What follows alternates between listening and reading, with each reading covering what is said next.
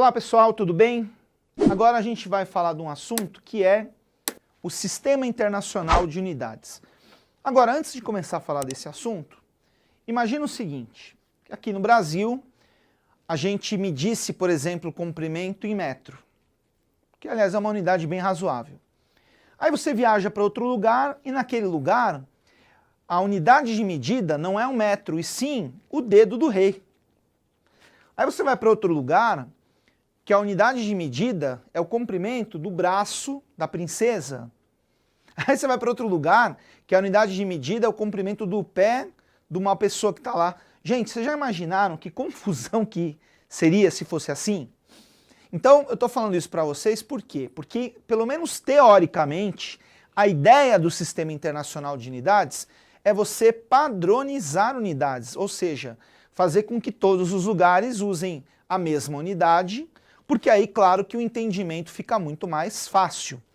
Agora, gente, isso é teoricamente porque não existe só o Sistema Internacional de Unidades, a gente tem vários outros sistemas, tá certo?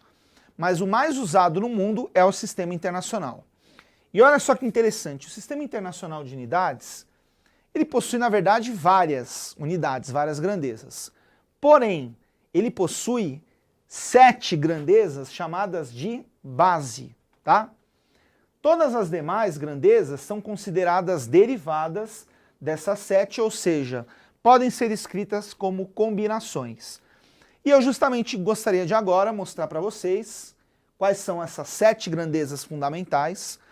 Legal a gente já ter ouvido falar a respeito disso.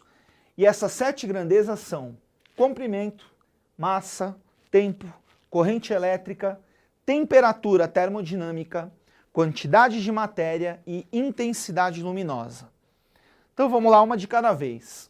Comprimento é uma grandeza de base do Sistema Internacional. A unidade no Sistema Internacional para comprimento é o metro. E o símbolo do metro é o M minúsculo, ok? Massa também é uma grandeza fundamental do Sistema Internacional. E a unidade de massa no Sistema Internacional é o quilograma. Repare que é a única unidade de base do Sistema Internacional que tem prefixo. Como assim prefixo, professor? Na verdade, quilo é um prefixo que significa 1000. Então é a única unidade de base que tem prefixo, isso por razões históricas. Então, quilograma a gente escreve por extenso com QU, tá? Mas o símbolo é o K minúsculo e o G, né? O K minúsculo é o quilo. Lembrando que tem que ser minúsculo, porque se for maiúsculo, aí não é quilo e sim Kelvin, ok? Outra grandeza de base do Sistema Internacional é o tempo. No Sistema Internacional, a unidade de tempo é o segundo, a gente representa pelo S minúsculo. Corrente elétrica é mais uma das unidades de base do Sistema Internacional. Gente, cuidado, muitas pessoas acham que a unidade de base aqui é a carga elétrica, Coulomb. Só que não, a unidade de base é a corrente elétrica. E no Sistema Internacional, a unidade é o ampere, que a gente representa pelo A maiúsculo. Aí nós temos também a temperatura termodinâmica, tá certo? Cuja unidade no Sistema Internacional é o Kelvin, representado pelo K maiúsculo, tá certo?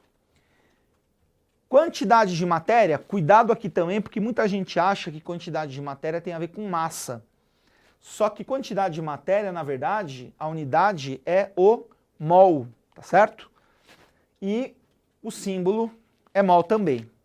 E finalmente, a última, né, unidade de base do Sistema Internacional é a intensidade luminosa, que no Sistema Internacional a gente calcula usando essa unidade chamada candela. E o símbolo é o CD.